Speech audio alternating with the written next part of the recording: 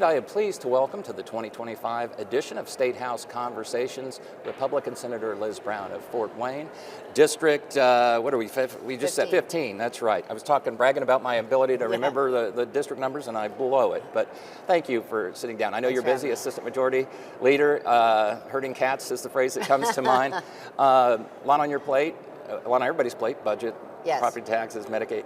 But you've carved out an interesting niche, and this goes back to prior sessions, trying to bring Indiana into the 21st century with things like cybersecurity, AI, and that's a mission again this year. Why don't you talk about that for us? Yes, I have a bill coming up. I think it's going to be heard this coming week in Senator Buchanan's Commerce and Technology Committee about cybersecurity. We had it last year, and it really does two things. We're trying to impose, and I use that word carefully, but impose best practices on all of our governmental units across the state. And so in order to do that, we're giving them a glide path of out to 2027. And at the same time, we understand particularly our school systems, their insurance to cover this, and they have the data of our children, right, is important. And so it's a budget year, so I tell everyone there's no money, but we're creating a fund, a risk pool fund, and it will go to the Attorney General, and if he makes recoveries when people violate our laws with respect to cybersecurity, then those monies would go into the fund, and that will help our schools fund their insurance. How tough is it, and you've been good at this, looking ahead to deal with issues before they rear their ugly head? So much of our instinct, I think, I've not been a lawmaker myself, but it would be something went wrong, I'm looking back on the calendar, we're going to fix it. When you're dealing with AI, you're dealing with cybersecurity, you're dealing with security breaches and data breaches. That's a whole new burden to look ahead and anticipate, is it not? I can't take all the credit. I mean, my first bill, the Consumer Data Privacy Bill, literally came because one of my children who sort of works in that space said, we need to do something.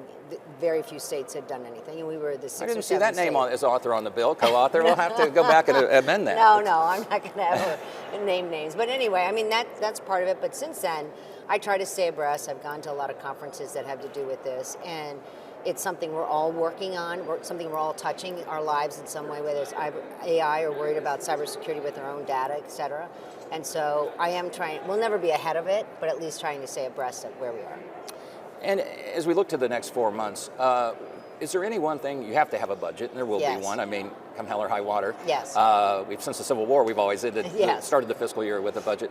But I'm sure 150 of you have your own priorities for your district and your constituents. What's the one thing you want to see happen besides a budget that'll let you go back to Fort Wayne and say, thumbs up, we got this done? I want to make sure that we've got strong public schools in Allen County. I want to make sure that our funding is right for them, addressing some of the issues they have with some of their more difficult students to educate, and at the same time making sure our property taxes, that's going to be very complicated. There are a lot of bills, there are a lot of bright people, there are a lot of people who think they understand how it should be done, but that's going to be a very interesting topic and a difficult topic to get that right. Making sure we protect property tax owners at the same time.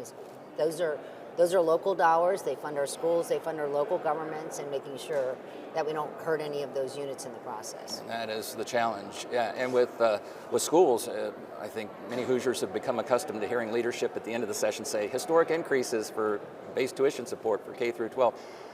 Maybe so, maybe not this year. I mean, at some point, you can't have historic increases every. Is this the year that maybe holding steady is an accomplishment? That one, well, I think that's a minimum. I mean, that we're a little early in the session to talk about that. Till the update comes out, really, all bets are off. Yes, but I think we do have to be mindful. On the other side of the budget, we have the Medicaid deficit that we've inherited a $500 million hole. So we're going to have to figure that out. But that's an opportunity. That's an opportunity for us to look at our Medicaid programs and right-size it, because that's actually increasing ahead of our school funding in terms of the fastest growing part of the budget, right? And last session there was a huge investment in public health to try. One of the reasons the experts say that we have high Medicaid costs and skyrocketing enrollment is, when I look at my own midsection, Hoosiers aren't always the healthiest. So that was an investment in public health, but that was a historic investment. Is that the kind of thing, do you think?